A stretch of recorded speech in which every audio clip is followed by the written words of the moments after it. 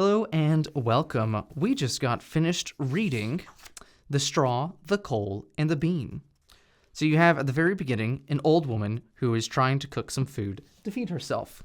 And she grabs a bunch of straw to light the stove on fire. And then she grabs coal to continue it going. And she takes beans, and that's what she's going to cook. And one straw, and one coal, and one bean all manage to escape the fire. And all of them agree that to remain safe and to remain unharmed by the old woman, who will most certainly try and cook again sometime, they will leave and find new lands where they will not be used up. Now, all of them venture forth. They come to a brook, and the straw sees the brook, and it goes, I will make a path. Very, very kind of it to agree to make this path. And so the coal and the bean agree to go.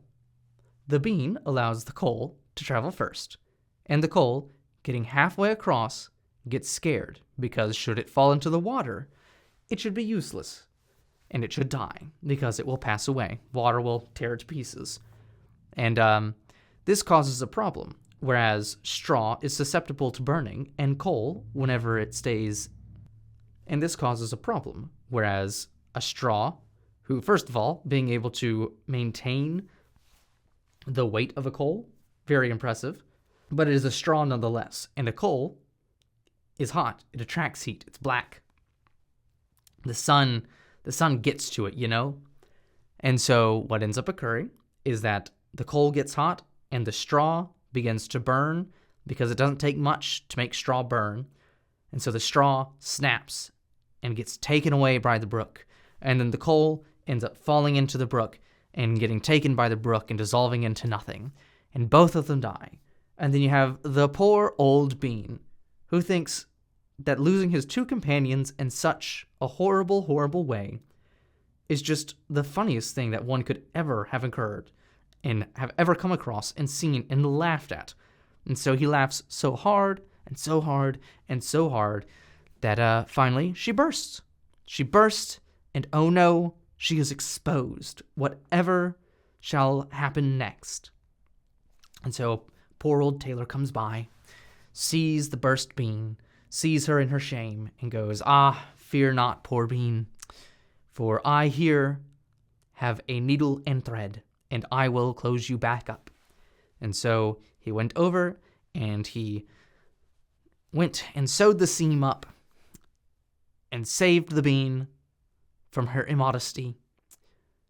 And from that day forward, all beans had a black stripe.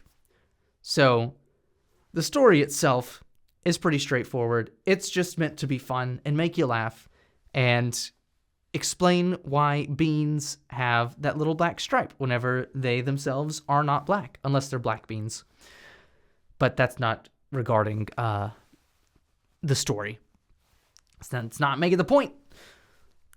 But there are still some things that you can take from this story because it uses three characters, it uses tragedy, and it uses comedy to try and resolve everything. And then it has a final, semi-lighthearted ending to it. So you have three people who have all escaped the fire and who all agree to go, but you have three unlikely companions, people who just do not work together well, except whenever they are used to create a fire and to cause something to cook.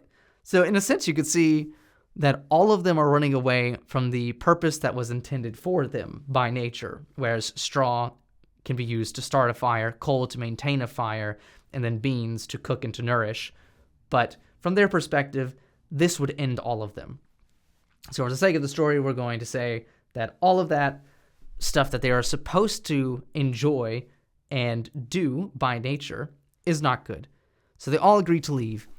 And you could take another moral from the story where it's, if you are a straw and you're trying to help a coal, you have to understand that you yourself are not the thing necessary to help your friend, which is a very true part of life. It's a very true statement. You are not all sufficient to help your friends with all of the things that they will need help with. You have to have the humility to go, hey, I'm a straw and you're a coal. and we have to find something that a coal can use to cross this brook. Because if I try and help you, we will both go down. So if you want to take one thing away from this story, make sure that whenever you're trying to help somebody, you actually have the capacity to help somebody. And if you don't have the capacity, remove yourself from the situation. Just say, hey, I care about you, but I can't do this. This will destroy both of us in the end. But remaining where we are right now, both of us may not like it, but we're not going to die. But if you want to take another way from the bean's perspective of the story, if you're with friends and they do something really dumb and you sit back on the sideline and you know, like, this thing is dumb, this is going to end horribly, and it ends horribly, and preferably not to the detriment or death of your friends. But if it's just a fun little thing that occurs that, you know, like your friends are like, hey, what if we threw this bouncy ball against the wall as hard as we can and see if we can dodge it? And then instead they hit themselves in the face. That's just funny. Just enjoy that. Have a laugh at the expense of your friends because they're doing something stupid, but it's fun and it's harmless and you get to enjoy yourself. And the last bit you can take from it is that whenever you embarrass yourself, be appreciative and be thankful to those kind people who are willing to help you out of the embarrassment that you have brought yourself into. So that's what I got out of the story. What did you get out of the story? Let me know down in the comments below. And don't forget to like, subscribe, hit the notification bell, and I will see you in the next video right here. Also, it's summer, and my cat is shedding like crazy. My goodness. Anyways, thank you. Have a good day.